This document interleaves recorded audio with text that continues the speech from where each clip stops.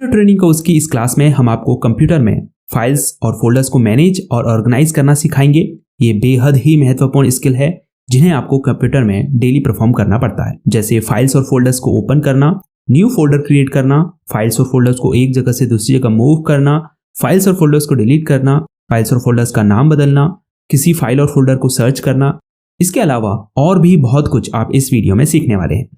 तो चलिए आपके कीमती समय को बचाते हुए वीडियो में आगे बढ़ते हैं और कंप्यूटर में फाइल्स को मैनेज और ऑर्गेनाइज करना सीखते हैं।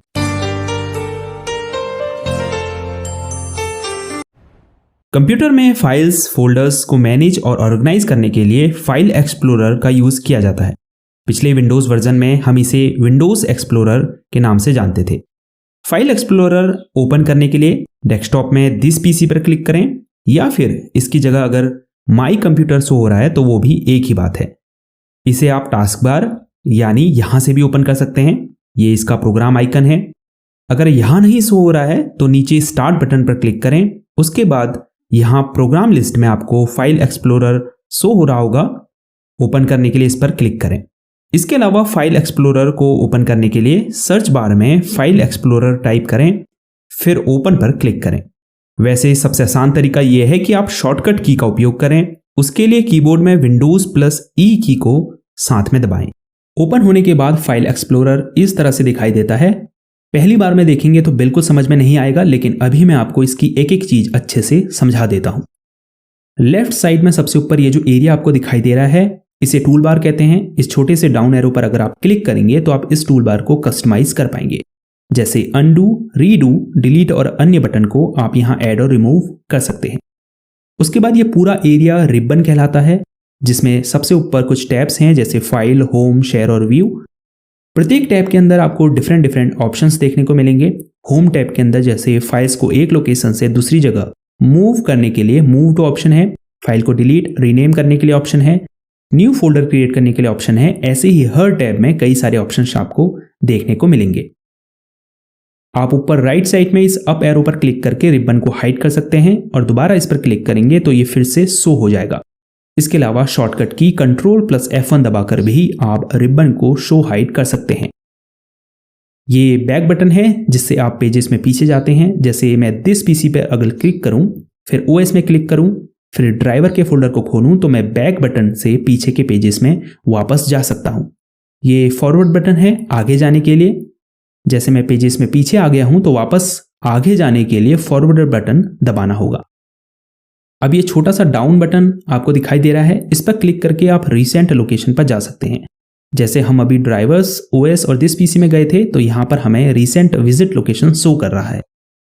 इसके ठीक नेक्स्ट में अप टू एरो है, जिस पर क्लिक करके आप फोल्डर हायरार्की में एक लेवल अप मूव कर सकते हैं।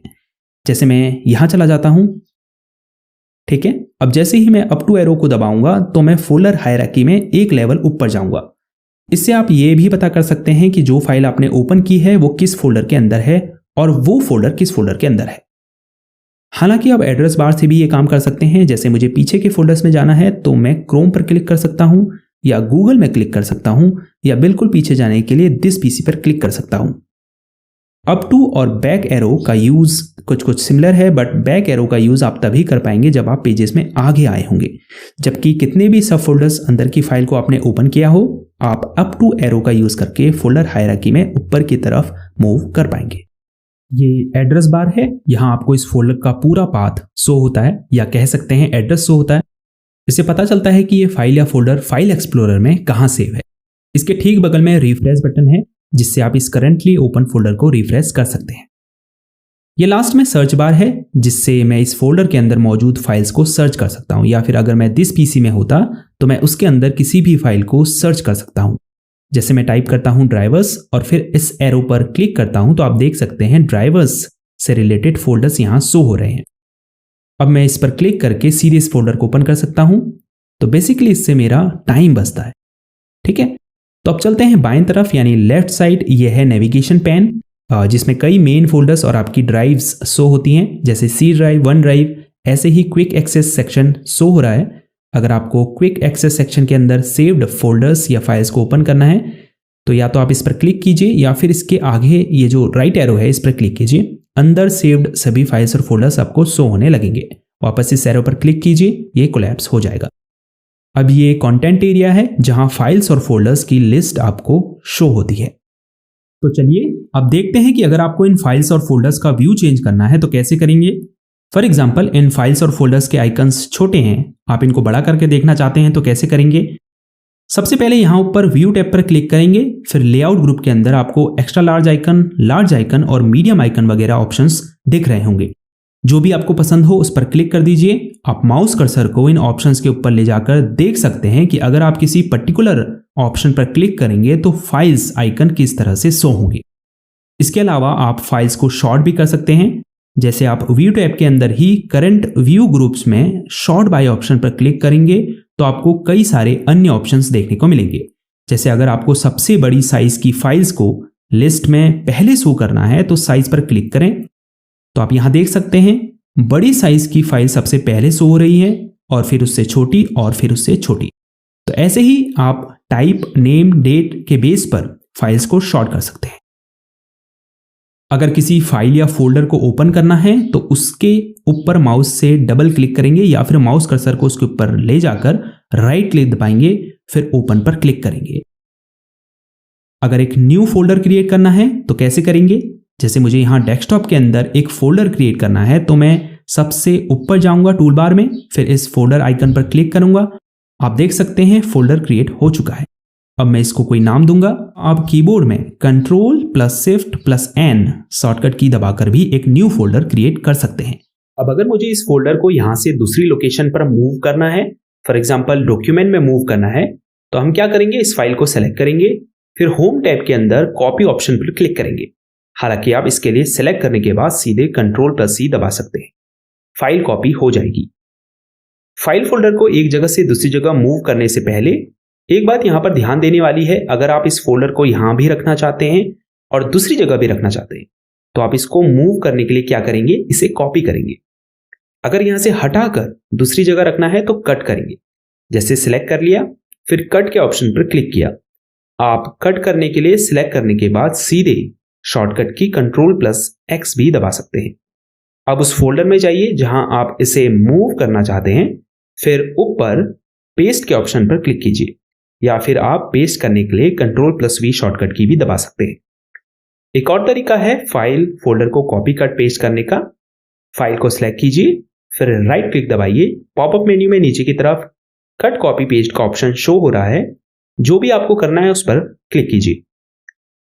इसके अलावा अगर आपको एक फाइल के बजाय एक से ज्यादा फाइल को कॉपी या कट करना है तो उसके लिए आप लेफ्ट क्लिक दबाकर रखें। उसके बाद उन फाइल्स के ऊपर ड्रैग करेंगे जिसे आप कॉपी या कट करना चाहते हैं। फिर कॉपी करने के लिए Ctrl+C और कट करने के लिए Ctrl+X दबाएंगे। लेकिन कई बार ऐसा होता है कि हमें एक फाइल को छोड़ के अगली फाइल को सिलेक्ट करना होता है, तो इसके लिए आप पहली फाइल को सिलेक्ट करेंगे, उसके बाद कंट्रोल की दबाकर रखेंगे, फिर अन्य फाइल्स को सेलेक्ट करेंगे।